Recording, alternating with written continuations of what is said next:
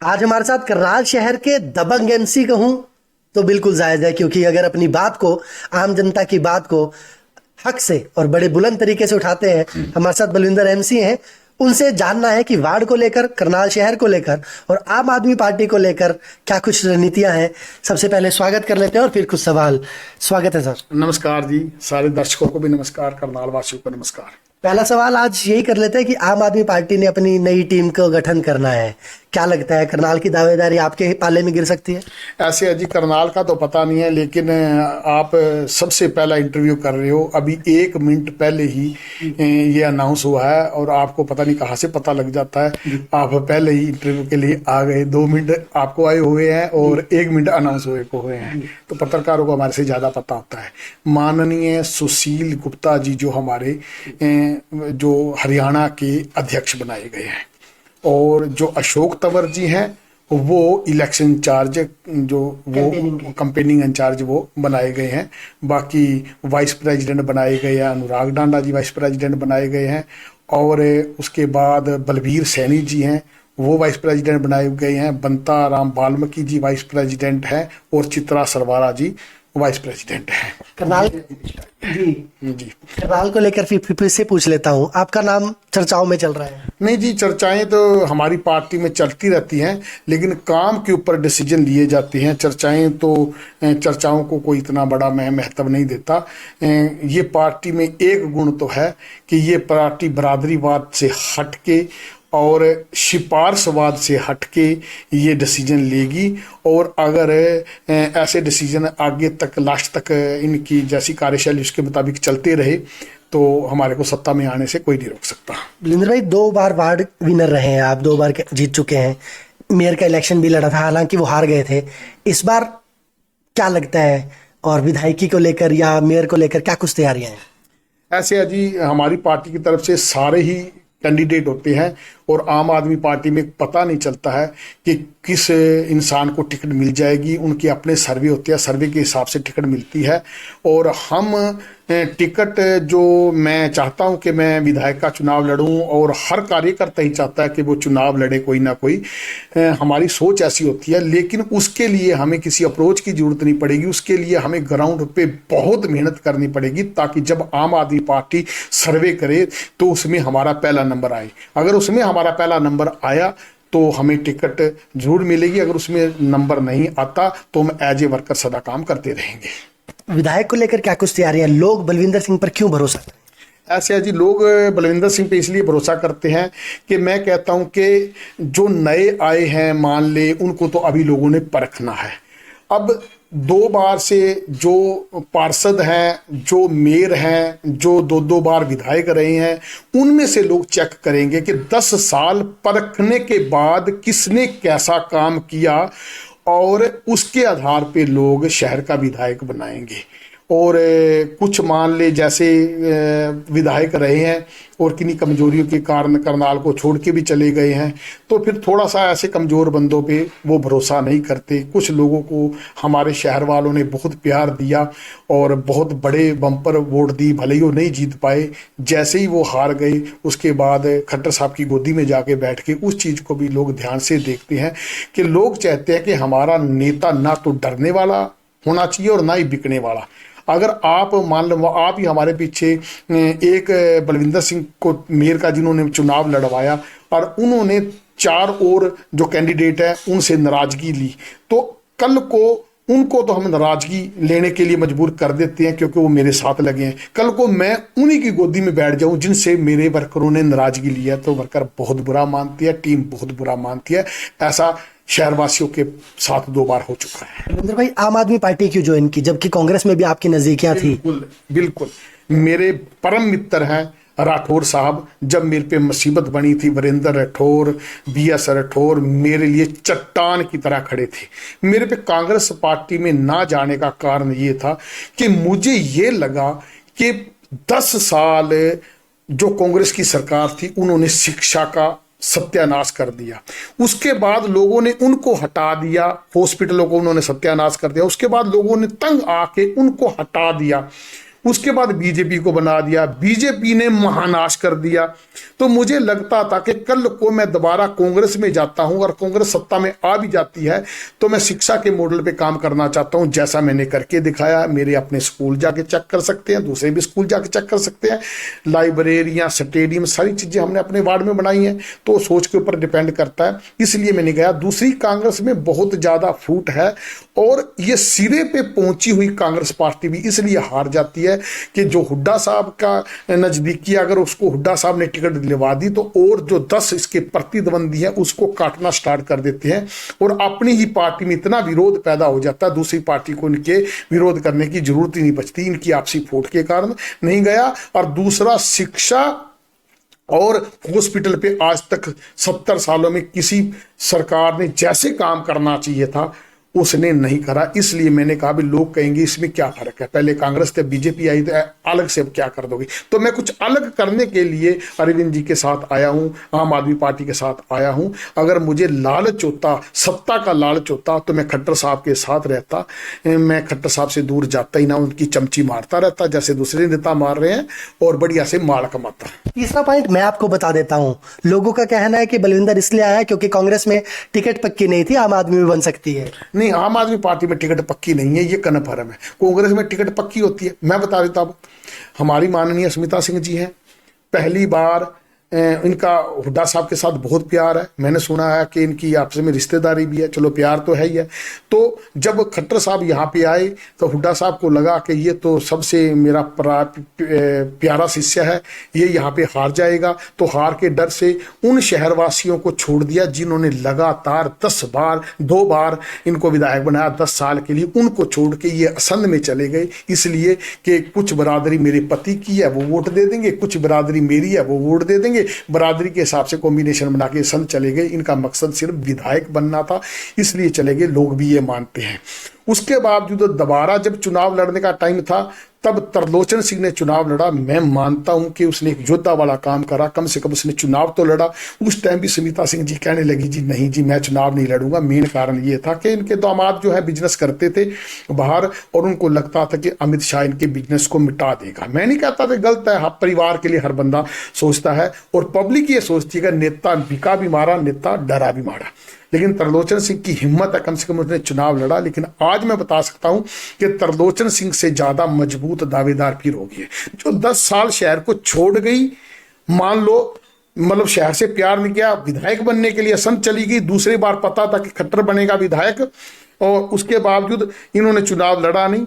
लेकिन तरलोचन सिंह ने चुनाव लड़ा और उन हालातों में लड़ा जब कांग्रेस का कोई वजूद नहीं था और आज उसकी टिकट पक्की नहीं है। बलविंदर भाई, इसी से मैं आपसे एक सवाल पूछ लेता हूं। अब तरलोचन सिंह ने मेहनत की, 4 साल लोगों के बीच में रहे, हर छोटा बड़ा मुद्दा उठाया। आपकी बात करते हैं क्योंकि इंटरव्यू आपका चल रहा है। आप आम आदमी पार्टी के लिए मेहनत कर रहे हैं, अभी कोई सदस्य बनाने थे उसमें भी आपका नाम आया था। कल को अगर आपके साथ भी ऐसा कुछ हुआ तो क्या करेंगे? मैं बताता हूं जी, मैं एक बात कहता हूं शहरवासियों से, कमेंट में बता देना, मैं बुरा हूं भला हूं, किसी के लिए बुरा भी हो सकता हूं, बीजेपी वालों के लिए, कांग्रेस वालों के लिए जो ज्यादा प्यार करते हैं बुरा भी हो सकता है, उनको लगता है। लेकिन एक बात बताना कि जिस दिन से मैं पार्षद बना हूं, चाहे मकान किसी का गिर रहा है, चाहे किसी गरीब के साथ अत्याचार हो रहा है, चाहे किसी के साथ भी अत्याचार हो रहा है, उस अत्याचार के विरोध में बलविंदर सिंह सबसे आगे खड़ा मिला है। एक गरीब का मकान तोड़ने के लिए मैं बचाने के लिए गया, मैं जेल में गया, मेरे को घसीटते हुए 200 पुलिस कर्मचारी लेके गए मेरी बेटियों के सामने, जो कि मेरी बेटियां गोल्ड मेडलिस्ट है, पढ़ती हैं, कॉन्वेंट में अच्छी पढ़ाई कर रही, उनकी बेटियों के सामने घसीट के लेके गए होंगे। मैंने सारे अत्याचार सही और फिर भी मैं डरा नहीं, मैं खड़ा रहा। ऐसा और कौन सा नेता है? एक नेता शहर में ये बता दो जो बलविंदर सिंह की तरह पद पे रहते हुए चट्टान की तरह पब्लिक के लिए खड़ा है। एक नेता बता देना, उसके बाद जिस नेता को वो बताएंगे उसका मैं भी समर्थन कर दूंगा। एक बंदा 10 साल पब्लिक के लिए खड़ा है तो क्या पब्लिक को सब पता नहीं है कि इस बच्चे को क्या 5 साल और विपक्ष में खड़े करके रखना है, 15 साल विपक्ष में खड़ा करके रखेंगे क्या? तो इसलिए लोगों को सब पता है, सब जानते हैं। कुछ लोग मलाई खाने के लिए बीजेपी में आ गए, कुछ लोग अपने परिवार को माइक मलाई खिलवाने के लिए इलेक्शन से दूर हो गए, और कुछ लोग केवल का व्यापार करने के लिए जब भी आते हैं केवल का व्यापार करते हैं, और बड़े बड़े उन्होंने सेलर खड़े कर दिए। अपने खेतों में जाके देख सकते हैं क्या लोग उनको वोट देंगे, या जो गरीब के लिए जेल में जा रहा चट्टान के लिए खड़ा उसके साथ खड़े होंगे। बिल्कुल ठीक कह रहे हैं आप। लोगों की भी यही आपसे भावना जुड़ी हुई है। अगर आपको जीत मिलती है, आप इलेक्शन लड़ते हैं, पहले तो टिकट के ऊपर है, अगर आप टिकट मिलती है और जीतते हैं, सबसे पहले क्या काम करवाएंगे? ऐसे है जी। एक सवाल और, माफी चाहूंगा बात काट रहा हूँ, और वार्ड वालों को तो नहीं भूल जाओगे, क्योंकि वार्ड वालों को डर है कि हम इनको विधायक बना दें और ये वार्ड को ना भूल जाए। ऐसे है कि बिना पावरों के, देखो जी, मैंने एक योद्धा की तरह जिंदगी जी। अब दो चीज थी, या तो खट्टर साहब का चमचा बन जाऊं, लेकिन मैंने 5 साल में बहुत काम करवाए। आगे भी, आज भी आप जाके देखोगे तो मेरे वार्ड में बहुत काम चल रहे हैं। वार्ड वाले ये नहीं कह सकते पहले कार्यकाल में या सेकंड कार्यकाल में कि दूसरे वार्ड में ये होगा, आपके वार्ड में ये नहीं हुआ। जब मैं, वो कहते हैं कि वार्ड की एक पहचान बनी है, तो लोग, मेरे वार्डवासी मेरे से प्यार करते हैं। वो स्वार्थी नहीं है। अगर वो स्वार्थी होते तो वो बीजेपी को एमसी बनाते, यहाँ पे बलविंदर सिंह को नहीं बनाते। जितना काम मेरे से हुआ मैंने किया, जितनी सेवा मेरे से हुई, कई गलतियां मालूम को लगता है कि बीजेपी के साथ रहना चाहिए, लेकिन मैं एक स्वाभिमानी इंसान हूं, मैं उनके साथ नहीं रहा, तो भी मेरे वार्डवासी मेरे साथ है। आज चले जाओ, आज जाके सर्वे कर लो, आपको लगे कि 25% लोग मेरे खिलाफ हैं, तो मैं कभी भी चुनाव नहीं लड़ूंगा। मैं कह दूंगा कि आज मेरे वार्डवासी कह दे कि बलविंदर सिंह तेरे कारण हमारे को नुकसान हो रहा है। लोग क्या देखते हैं, मंगलपुर गांव पहले मेरे में था, मैं आजाद पार्षद था, अब मंगलपुर वार्ड गांव मेरे से कट चुका है। अब नवीन जी हैं, बीजेपी से हैं और डिप्टी मेयर हैं। 5 साल इस आजाद पार्षद की सेवा देखी, 5 साल एक डिप्टी मेयर बीजेपी की, वो डिप्टी मेयर है, बीजेपी की उनकी ऊपर वाली बड़ी मेयर है, बीजेपी का उनका विधायक है, बीजेपी का एमपी है, बीजेपी का मुख्यमंत्री, बीजेपी का प्रधानमंत्री। तो उस गांव में बहुत विकास होना चाहिए था। आप यहां से जाओ, मंगलपुर में बैठो, स्कूल में बैठो, कहीं भी बैठो, उसको बोलो कि पहले आजाद पार्षद था जो सरकार से खिलाफ रहता है, और अब पार्षद सरकार के साथ वाला है, जिसको सरकार ने टोटल पावर दे दी है। तो आपको किससे ज्यादा सुख किसने दिया, किसने ज्यादा सेवा की? अगर उस गांव में 10% लोग, आप, मैं दावे के साथ कह रहा हूं भाइयों, कोई भी जोर लगा लेना मंगलपुर में आके, 10% बंदे भी मेरे खिलाफ होते हैं, तो मुझे फिर इलेक्शन लड़ने का कोई हक नहीं है। बड़ा दावा कर रहे हैं आप। बिल्कुल दावा। आप जाओ ना, आप 10% भी लोग अगर मेरे खिलाफ हैं, जिन्होंने दोनों पार्षदों को देख लिया है, लोग कहते हैं कि जिस टाइम मंगलपुर आपने स्कूल बनाया था, आपने 3 मंजिली बनाई थी, ये टाइलें वहां पे लगा रखी, उससे सुंदर कोई और स्कूल है तो आप मेरे को दिखा दें, उससे बढ़िया तरीके से कोई और स्कूल है तो मेरे को दिखा दें। आज जहां से ईंट लगाई थी उसके बाद किसी ने उसको पेंट भी नहीं करवाया, और मेरे वार्ड में आज बुड्ढा खेड़ा है। आज मैं सरकार के खिलाफ हूं, मेरे बुड्ढा खेड़ा का पहले स्कूल देखना, और आप किस बुलंदी की ओर बुड्ढा खेड़ा का स्कूल जा रहा, आप वहां जाके देख सकते हो, आप फर्क साफ आ जाएगा। और मैं अपनी पब्लिक के जो मेरे भाई हैं, मेरे वार्डवासी, उनको भी कहता हूं कि वो बुड्ढा खेड़ा भी देख के और मंगलपुर में देख के और बुड्ढा खेड़ा गांव में भी जाके आप इंटरव्यू करें कि बलविंदर सिंह से खुश हैं या दुखी हैं। हम जरूर सर्वे करेंगे। एक आखिरी सवाल पूछना चाहता हूं आपकी बातों में से, मैं भी काफी इस चीज को लेकर काफी बार सवाल कर चुका हूं, हो सकता है आप इसका सही जवाब दें।